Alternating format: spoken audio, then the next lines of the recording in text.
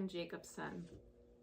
I'm a wife, I'm a mom, I'm an attorney, and I am a person living with Parkinson's disease. This video is in one of a series of videos in which I discuss an early diagnosis of Parkinson's disease, or PD. Today I'm going to talk about disability or being disabled, and I want to make a short comment before I begin. Some people prefer to say that they are a person living with a disability. They believe that if you say I'm a disabled person, that takes away from their individuality. Other people want to refer to themselves as their specific disability, like I'm a deaf person, they might say.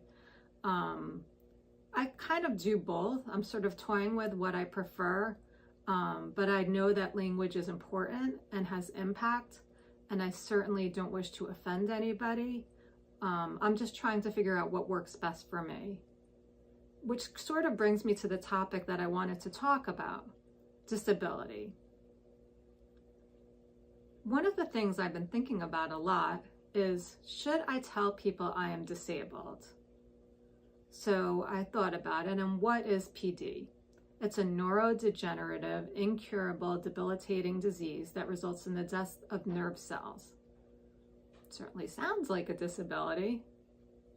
When I got this, the diagnosis of PD, I was actually kind of shocked because I went to the doctor thinking I had a problem with my left hand.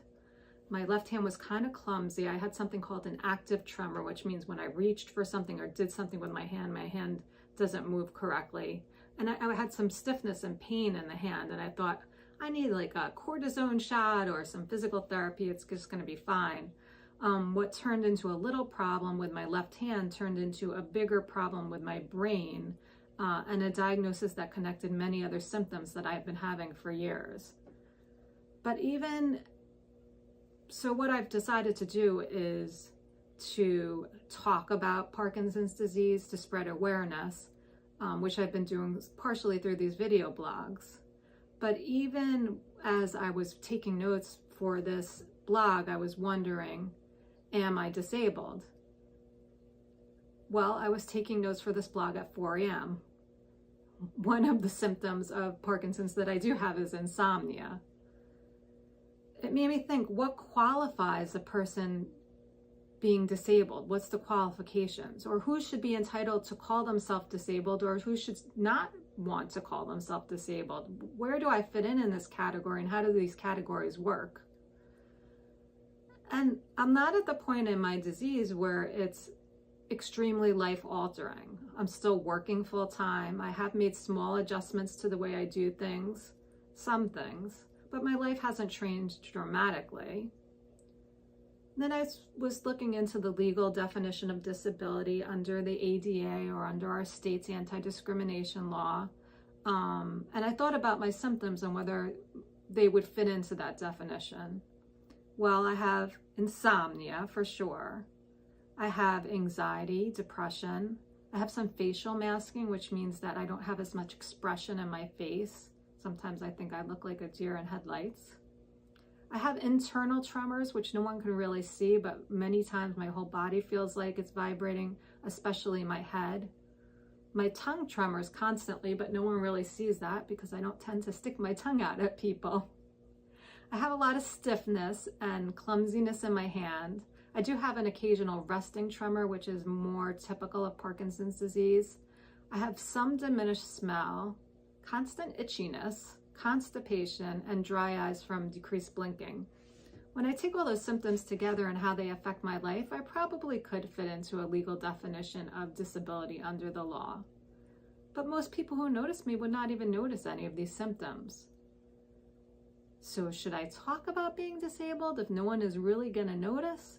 Or should I just stay hidden in the closet? Just be Kim. You don't have to be disabled, Kim, I thought. Quite frankly, some people would say if you focus on the symptoms and how they will most likely get worse and talk about it constantly, that can take you down to a hole that's pretty hard to dig out of. Maybe it would be best not to talk about it at all. Maybe I shouldn't even think about it. Just enjoy life, because the future might hold limitations that don't exist today, and maybe I should just enjoy what I have. If I'm constantly thinking and talking about it, maybe it's taking away from my current really good life. Is it even a good idea to tell people you have a disability? Would it be better not to talk about it all? Or maybe I should wait until my symptoms get worse and then tell people. Or do people even really want to know or need to know? Well, historically, people have not talked about Parkinson's disease. There's very little mention of it in the media, in news, in movies, in the TVs. But where has that gotten us? Because in the last 60 years, there hasn't really been much progress in treating or curing this disease. And if we only think about Michael J. Fox and a bunch of people who are older whose bodies are degenerating anyway, it's not really raising the awareness that we need to finally get great treatment or a cure for this disease. And it doesn't really allow people to understand what we're going through. And anyone who knows me knows that I'm really not the type to be quiet about anything. It's never been in my nature to keep secrets, and I've always lived a pretty open and honest life. I have been doing a lot of writing and public speaking about living with a disability. Initially, I started doing it because I thought it fit in well with my career as a civil rights attorney. This is what I'm trained to do. I take a set of facts to craft them into advocating for the outcome I want. Here, I've been trying to raise awareness about early life with Parkinson's disease in order to stop stigma about the disease and also to raise money and get research done and hopefully find better treatments and a cure. I've also been exploring talking with other people who have Parkinson's disease. And, joining a community could have its pros and cons.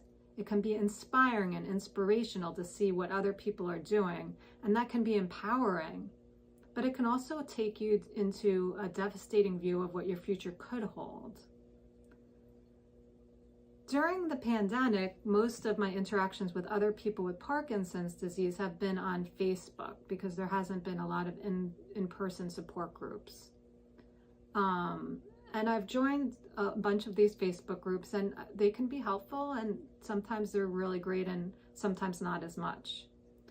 Recently, I asked one of the Facebook groups, how has Parkinson's disease made your life better? I did get lots of positive comments talking about how people's relationships were more valuable, how God and religion were playing a more vital role in their lives, many positives. But there was also a lot of reactions like, what? Why are you asking this question? How could a disease possibly make your life better? And then there were people who were offended that I would even ask such a question. The reactions of offense actually surprised me the most. I apologize for those who were offended by this question, as the last thing I wanted to do was offend my newfound community. I was simply looking for some good news out of a bad situation. I'm sure none of us would want to have picked having this disease, but I was hoping to hear some positivity that would help us cope.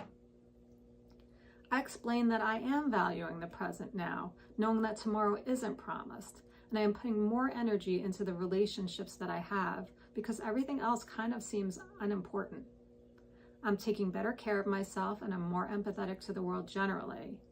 I've been taking time to slow down and enjoy things rather than rushing through them. Believe me, I would rather not have the multiple symptoms I deal with every day, but I'm at peace that I'm doing everything I can to have the best health I can given the diagnosis. The thing is, I want to find good things from this. I need to find good things from this. The other alternative is succumbing, and I'm not willing to do that. Recently, I was speaking to a law school class in diversity, equity, and inclusion about working as a lawyer with Parkinson's disease. And a student asked me how I felt how would I feel if people pitied me? I hadn't really thought about that. My initial reaction was, well, that's on them. What do I care?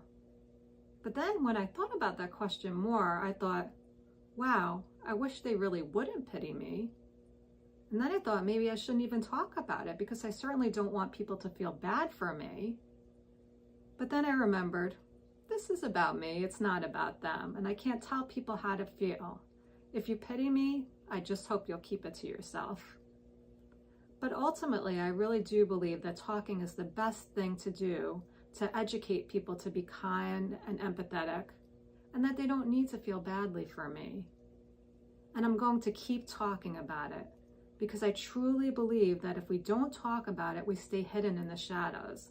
We lose our place at the table. Michael J. Fox recently said, Parkinson's patients are the experts on what we have. We have a responsibility as patients to share our experience, what works for us, what we respond to, and what we can contribute to research. I would take that one step further. I believe we also have a responsibility to our family, to our friends, and maybe even to the world around us to explain what it is like to live with this disease. I think talking about it would stop a lot of stigma associated with it, would raise awareness and potentially raise funds for research for a cure or better treatment. If I just fade quietly into the sunset, then this diagnosis really will have nothing good that came of it. While I would not choose to have Parkinson's disease, I am taking that adversity and using it to enrich my life and hopefully enrich the lives of others as well. And right now, my life is really rich and full. I have an amazing career. I keep busy with hobbies that I enjoy. I am very rich with family and friends. My boys are becoming young adults, and I'm immensely enjoying seeing them figure out what they want in their future. I am hopeful that there'll be daughter-in-laws and grandchildren in my future. And PD has given me a very unique opportunity to talk about and write about living with this disease and living my life to the fullest despite adversity. I'm disabled, and I'm happy to talk about it.